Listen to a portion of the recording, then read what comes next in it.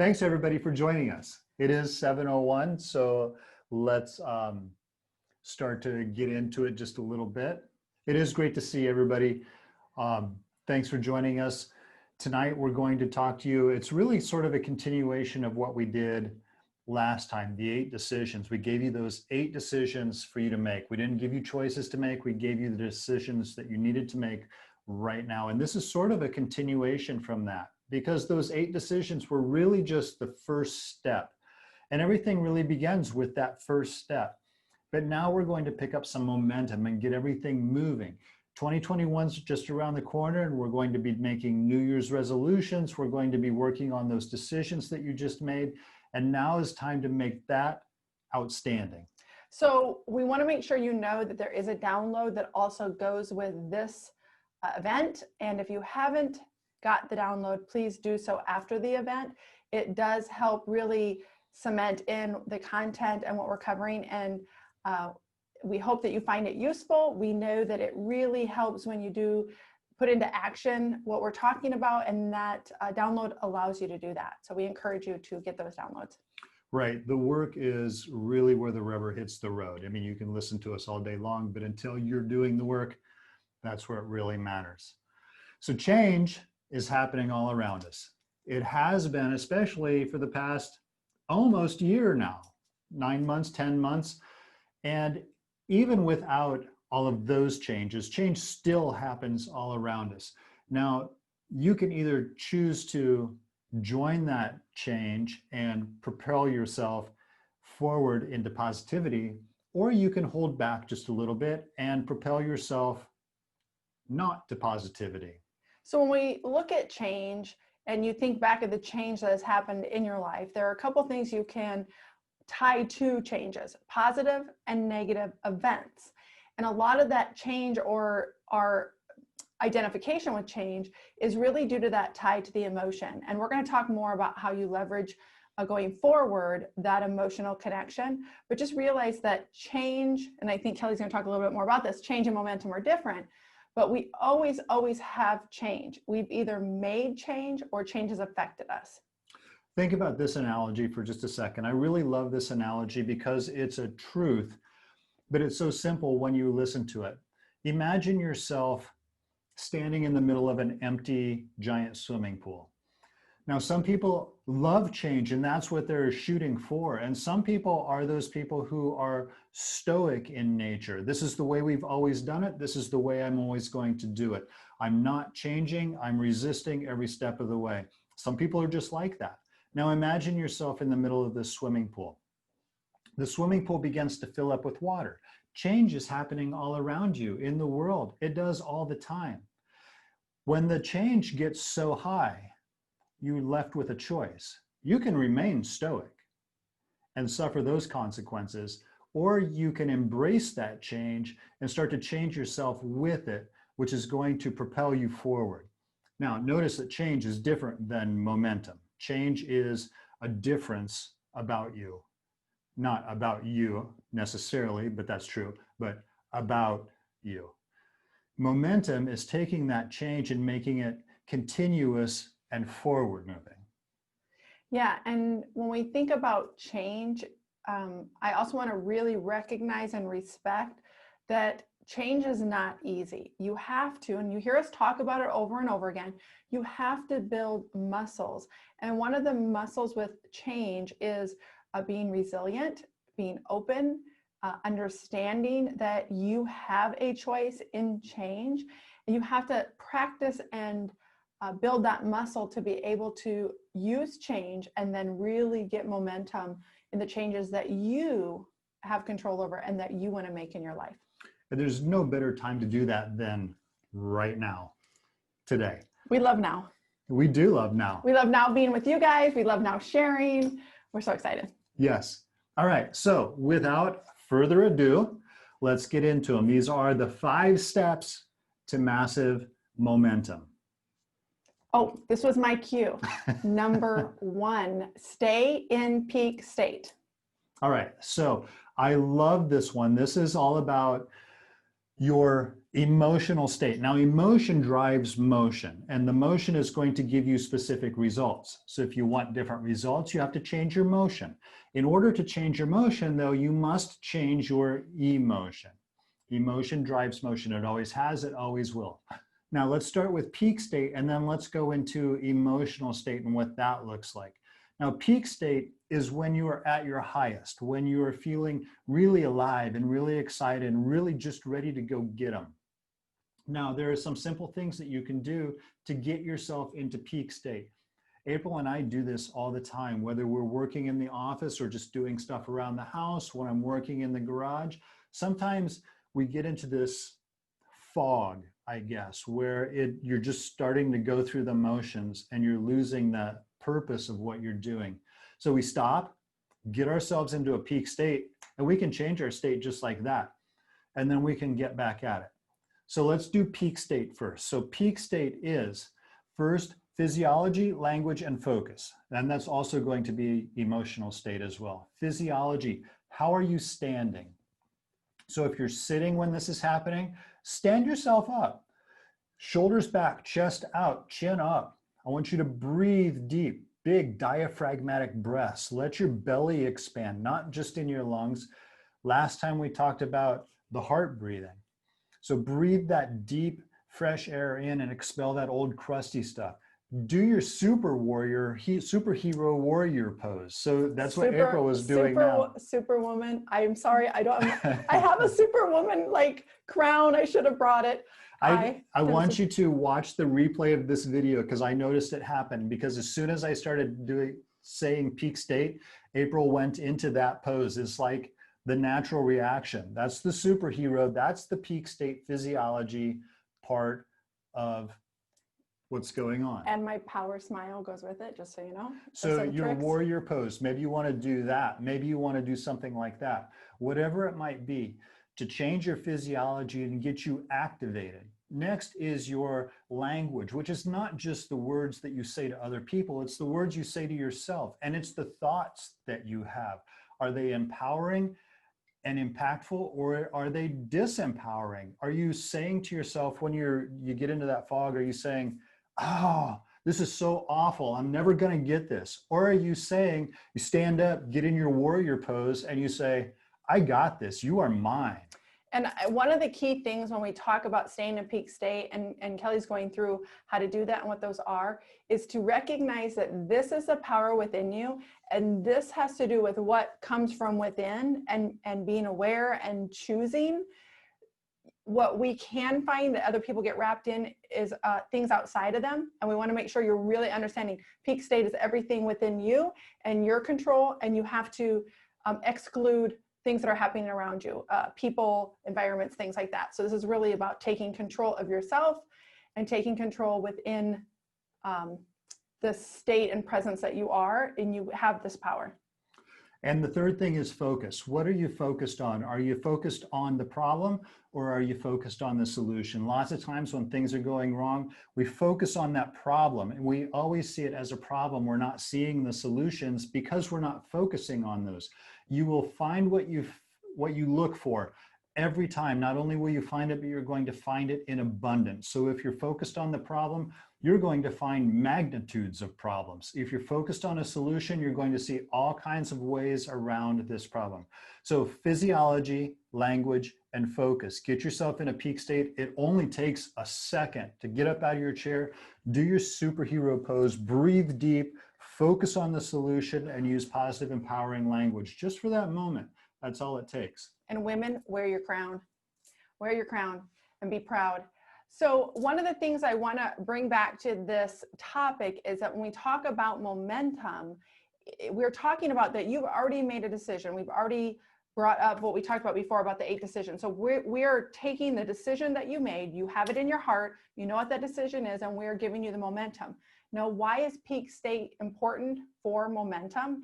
Is because, like Kelly said, depending on your thoughts, your physiology, and what you're focused on, if you are not focused on that decision and the things that are going to get you towards your goal and towards that decision, then you're going downhill, not uphill. We want to go towards your mountain We want you to reach the top and the peak of your success according to what aligns with you. So let's talk a moment about getting into an emotional state. And if you've worked with one of us before, you know you've been through this process, but I'm going to walk you through it. An abbreviated version. With my coaching clients, I usually take longer on this and it's a more in-depth, but you're going to go into an emotional state. We change our emotional states all the time. We always have changed our emotional states. We just didn't realize we were doing it, and we didn't realize how we were doing it. Imagine yourself having a great day, everything's going fine and dandy, and then somebody smacks you in the face, not necessarily literally, but with something they said or something they did, and instantly you're mad. It's because your physiology changed, your language changed, and your focus changed. That's the only reason. When I get up in the morning and I look out the window and there's new snow on the ground in June last year, I think it was, I don't remember. It was May maybe, but most people, I looked at my Facebook feed and everything is complaining about the snow. In my mind, I thought, this is the most beautiful thing. That's the most beautiful snow because I could control my emotional state. Now, let me walk you through this. We're going to create state placeholders is what I like to call them. And so when something happens in your life that is trying to drag you down, to try and smack you in the mouth, you have an emotional placeholder that you can go to. So here is an exercise that I walk people through, and this is, again, an abbreviated version of this, but you're going to get the idea. I would like for you to, I'm going to ask you to close your eyes, but here's what happens when I ask people to close their eyes. Don't close your eyes if you're driving. They always do this. I don't want you to do that. I want you to remain body neutral. Just close the eyes, and you're going to understand why in a moment. And so, now with your eyes closed, I would like for you to think of the happiest moment in your life. Maybe it's the birth of a child. Maybe it's the wedding. Maybe it's a trip you took. Maybe it was a surprise that you experienced. Whatever that happiest moment in your life was, I want you to go to that place right now. I want you to fully submerge yourself into this place right now. Who were those people that were around you? What were they saying to you? What were the other sounds that were going on around you? What are you seeing? What are you thinking? What are you feeling in this moment? Think about how you're breathing. Think about how you're standing in that happiest moment in your life. Were there smells? Did you smell something? Take yourself there. Fully immerse yourself into that happiest moment of your life and stay there for a moment. Soak that in. Feel that energy again. Now, when you come back out, you can open your eyes again and come back to me. You've just created an emotional placeholder. You've just gone to a different emotional state. Now, what I would like for you to do is to create 2 more emotional states, positive emotional states. Maybe it's gratitude, maybe it's joy or generosity or kindness or whatever it might be. And the reason I ask you to create 3 different emotional placeholders is because when that time happens in your life, when you're hit with something you can't even explain that is pulling you down so hard, that first emotional placeholder might not be readily available. You've always got 2 in the bullpen that you can go to. You can hit them quick. You can change your state just like that. I actually had somebody, I was in the store and a stranger approached me. She watched my Facebook Lives. I had no idea who this was. And she said to me, "Why you gotta be so happy all the time?" And it kind of caught me off guard. But the truth is, I feel sadness and anger and anxiety and the same thing as everybody else. I just choose not to live there. I choose to move forward, creating momentum in a positive emotional state. And so I've always got those places to go. All right, let's move on, or else I'm just going to keep talking about state. Yes. So one of the things about, and I do want to support the peak state with some of the things that I do. So I just want to bring up a couple of things that I do, and you could easily recognize these, is playing music. There are moments also where I feel because I'm more aware, I can feel a struggle and I'm like, you know what, all I need is play a song and I'm done. Like I'm done with that emotion. So if you use Kelly's, that is a good way of gaining those stacking or gaining those 3 emotions and experiences, because you can then practice that and build that muscle, and so you can recall it in those challenging times. But if you are getting up in the morning, if you are able to in your car or whatever, find that song to get you into the state that you want to be, an excited state, a fun state, so that you can do the challenging things that are ahead of you. Step number 2, find your passions and values. So when we talk about massive momentum and we talk about passions and values, we're not talking about how to find your passions and values. That's for another day. What we're talking about here is utilizing your passions and values to drive you towards your decision or your goals that you've made. So when we look at passions and values, one of the things that what we see most is people either don't understand what their passions and values are, or they don't understand how to use that leverage and understand how to use that power of aligning to their passions and values. So just when we talk about passions and values from a very high level, we talk about things that align to you, that spark joy, that bring back that life in you, the things that you were just born to do, born to experience, born to share, born to serve. And for everybody, there's multiple passions and you have multiple values. And some of these come from either your experiences you've already had, or we gain a lot of our values from our family, or from our upbringing, or from our experiences that we've had in the past. But what's key in the momentum is to identify and utilize and spend more time in your passions. Because when you spend time in your passions and you're alive and you're excited, then it's what you leverage then for you to do the challenging things that you need to do and the days that you're struggling towards your goal. Let's just be honest, reaching a goal and striving for what you want it's not easy. All the things we talk about in life, if it was easy, we wouldn't be here. If it was easy, we wouldn't enjoy the challenges and the victories that come in the challenges. But we use and leverage our passions, the things that we love to do, the things that we get lost in, the things that we want to share with others and get us all excited and get that little butterfly in our stomach or get a big smile on our face.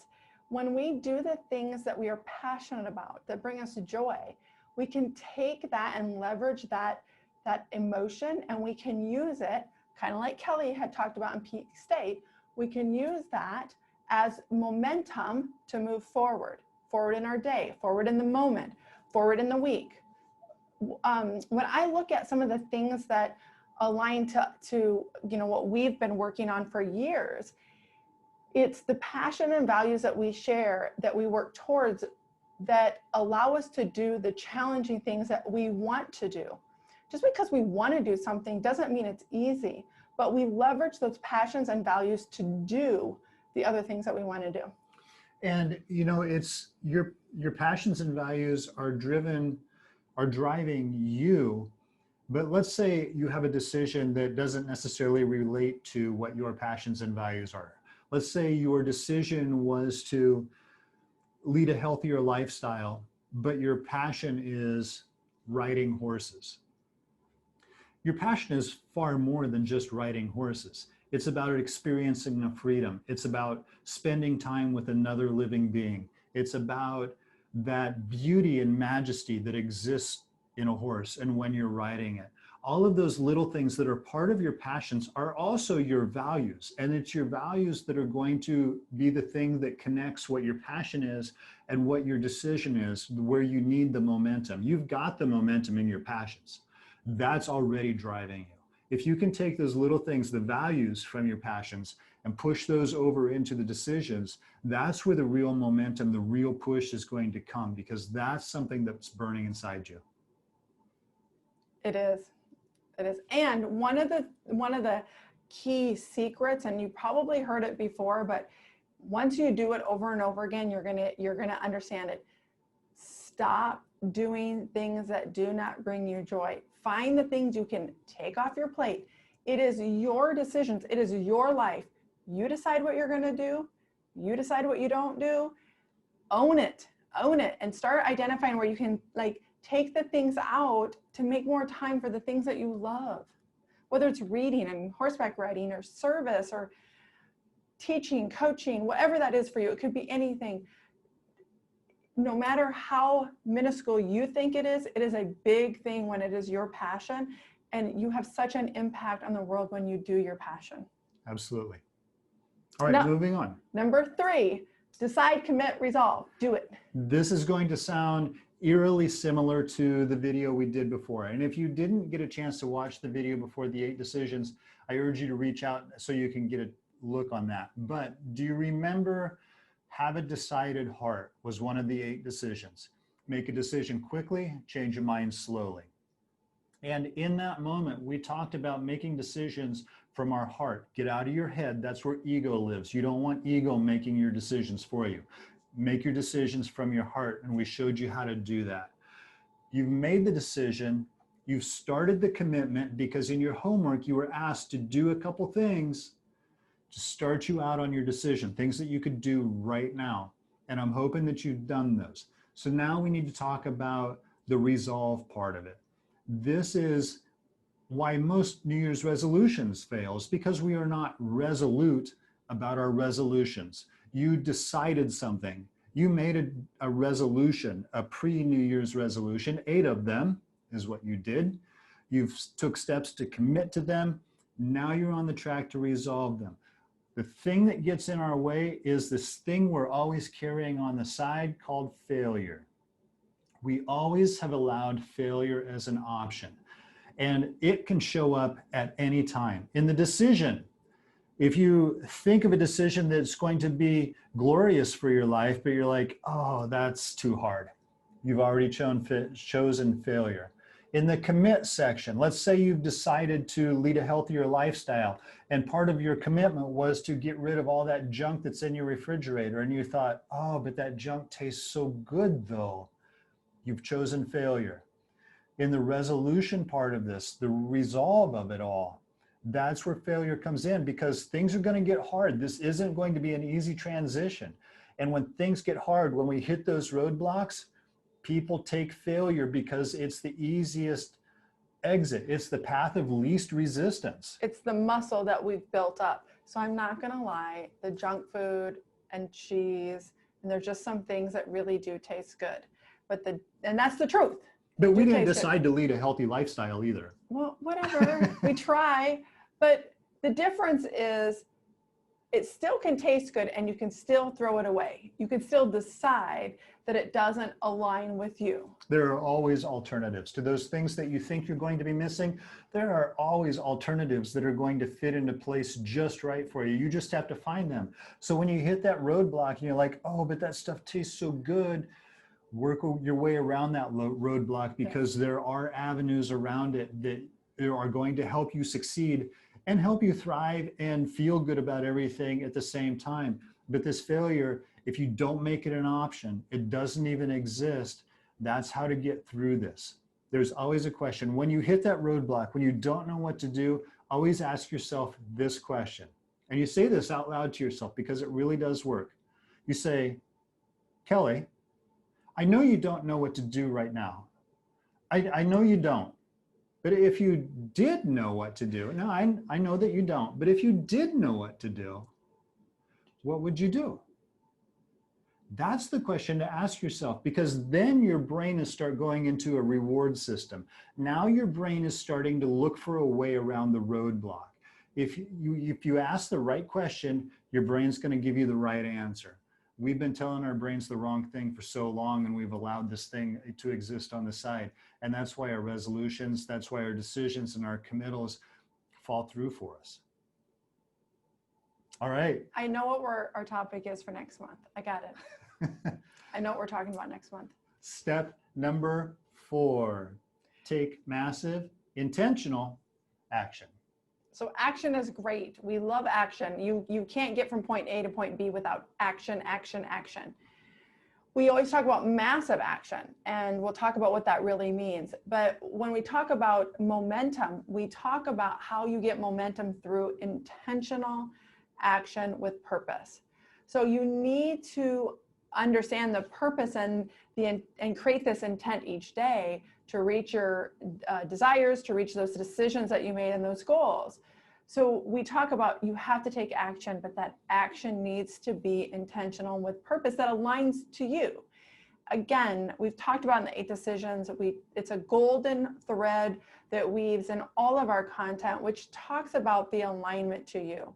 We talk about leaving judgment is a big piece that we need to learn in all that we do, but we talk about this golden thread, which is the, now I've lost my word. The golden thread of intention, those building blocks. So we've called them Legos before, because you can have multiple intentions. And your purpose. You can build your intentions and purpose, and they can be segmented separately, but we talk about them a little bit together because it gives you purpose per day. We talked about micro intentions, and we talked about macro intentions in the previous call. So now what we're talking about is that you need to take those intentions and take that action and put it together and move forward. Now, when we talk about massive, I want to be clear, massive does not mean one gigantic thing that you do one day, all day, and you're done. That isn't how it works. I kind of wish it would work that way, but it doesn't work that way.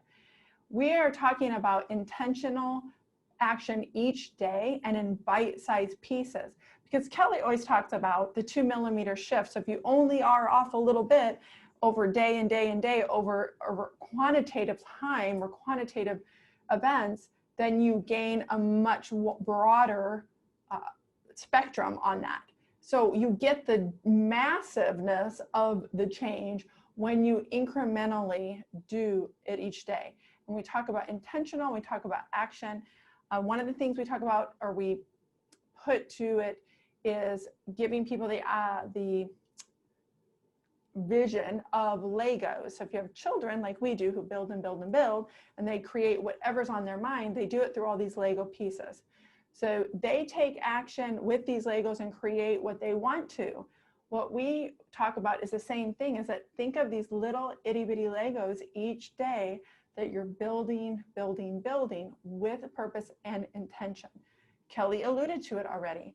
He already said when he gets up, his intention is to be grateful and happy and joyful. So when he opens the window, it's true, I might open the window and see a lot of snow and not be nearly as happy as he is.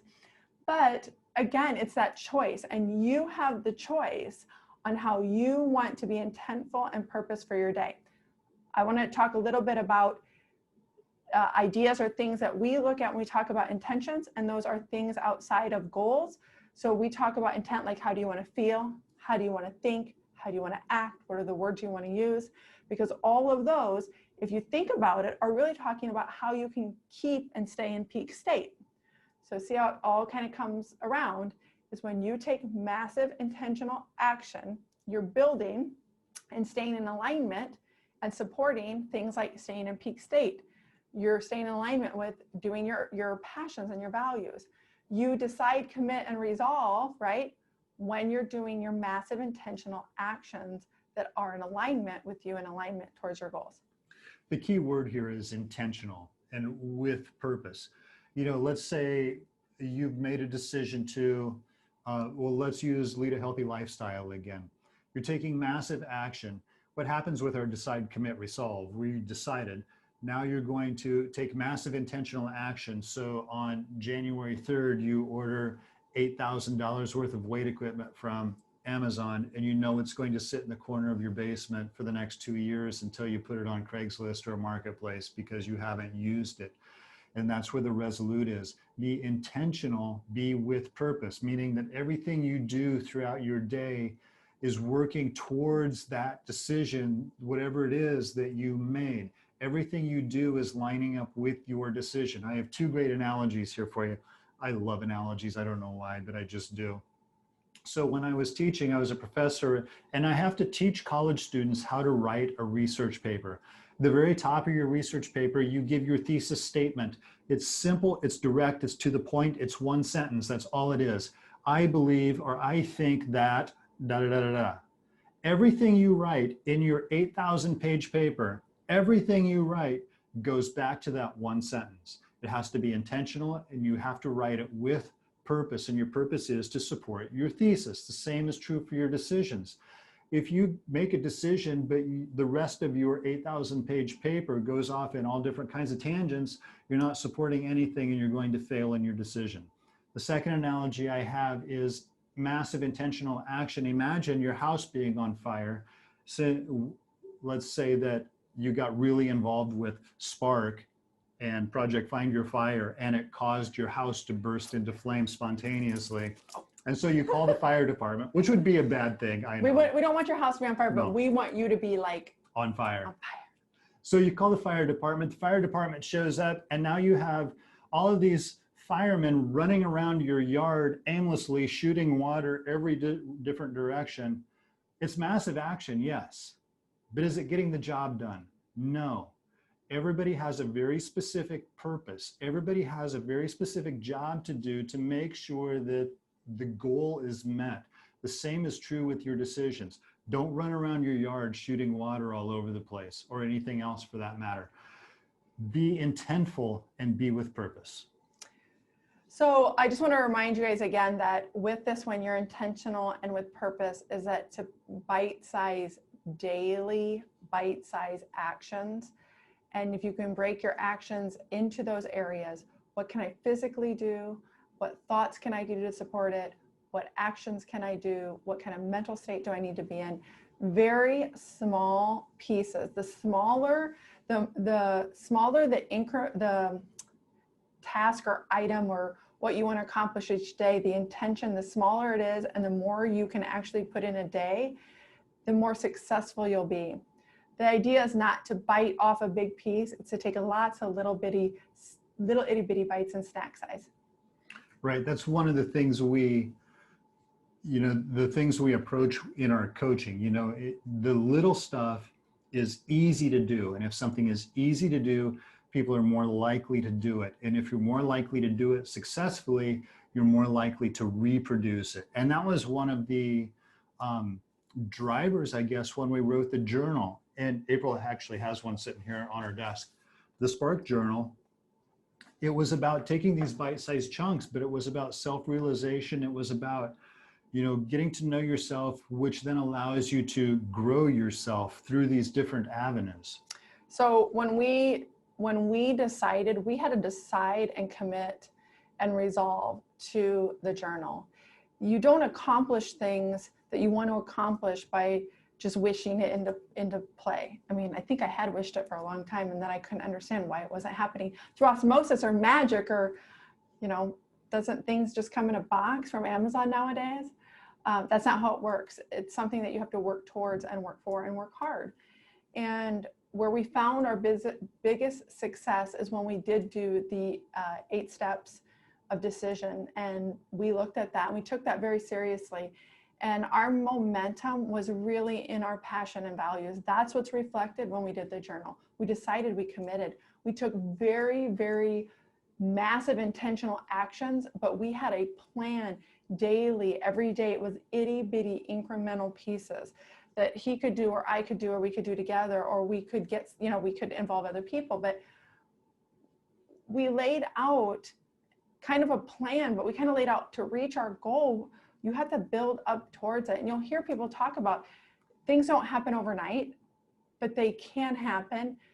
You've got to make that momentum and decision, and you've got to work towards it. The decision happens overnight, and you can start your commitment overnight, literally that fast.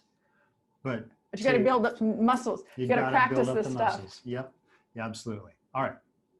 Oh, number 5, PEAR, pair. Process, evaluate, alter, and repeat. All right, so life is a real estate transaction. You are a real estate transaction. When you're ready to sell your house, you call in an inspector, and the inspector comes through and he says, well, that needs fixed, and that needs fixed, and that needs fixed. So you go and you fix these things the best that you can, or the best the contractor can, and the inspector has to come back. Well, that still needs fixed. Oh, I didn't notice that last time. That needs fixed. And so you change it, you fix it. And then you just keep doing this until it churns out. And then you get to the next level. And this happens all through life. This is what we're doing with ourselves.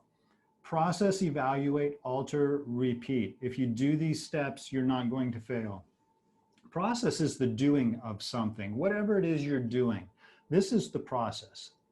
And after you do the process, you have to look back at your process and evaluate how that all went. You know, I noticed that this worked well for me, and I noticed that I struggled with this, and I know this is a good thing about me, and I know that this needs changed. And after you do the evaluation, then the change comes. And then you have to go back and you say, well, that was working well, so I'm not changing that. But I need to change this, and I need to change this, and I need to work a little bit more on this. That's the alter. And then you go back and do it again. That's the repeat process. Go to the process, you do it, evaluate what you were doing, change what needs to be changed. If it doesn't need to be changed, don't change it. If it ain't broke, don't fix it. And then you repeat. And in doing that process, you're going to continue to go up in levels. Now, this is part of the momentum area too, because you're either living or you're dying. There is no in between. And people say, well, if I made a bar graph of my life, there would be this plateau that happens all over the place. The plateau is not a plateau, I promise you. The plateau is either a period of momentum upwards, or it's a period of momentum downwards. It's one of those two things. There is no stagnant. You are either living or you are dying. You are either growing or you're not. There is no try. Remember that one from the last video? There is no try. So you do the process, look back, how's it working for you? Change what needs to be changed, and you repeat it. You go back to your 8 decisions. How are you doing right now? You've been doing the process, I hope. How are you doing on it? Change what needs changed, keep what needs to be kept, and do it again. So a couple things when we talk about that plateau is that we talked about different seasons you could be in your life, and that is a season. And there's things that we do in all different types of seasons. We don't do nothing. We're either planting seeds, or we're in an evaluation, or we're in a resting period. You're still doing something. And I think Kelly's point is, when you're in that, what feels like maybe a plateau, it may be a season for you. You need to be doing the right things in that season so that you can then be moving up towards your goals and towards your mountain. One of the other things that, again, I mentioned it earlier, I do want to mention it again because we do get caught up in that. We talk about using emotions to drive, and we talk about emotions as anchors, right? Use your emotions as your powerhouse. We use emotions to drive you. But we have to be really careful too, because emotions can actually cause us to judge or cause us to spiral in an evaluation that isn't true evaluation of where we are. So when we talk about process and we talk about evaluating, you have to really take the emotion out, and you have to evaluate things like, what was your emotion? Are you achieving the emotion you want to get to? So just be aware of where your evaluation is coming from. Is it from a sense of judgment, which is not going to serve you? You need to really come from a sense of neutral. You need to be neutral when you're really doing step 5, when you're processing, evaluating, alter, and repeating those things. So, yep, you got it. All right, so now we've come to that point in our workshop where we'd like to open it up for any questions that you might have. If you would like to unmute yourself to ask a question, don't everybody do it at once again, or if you would like to leave a question in the chat bar on the sidebar. But don't leave. Please don't leave. We didn't get a really pretty photo of our friends and family and our group here. I want to get a photo. Yes, we got to get a photo before you go of the screen, of course. A photo of the screen. But if anybody has any questions, go ahead and ask those now. Come on, somebody give Kelly give him a hard one.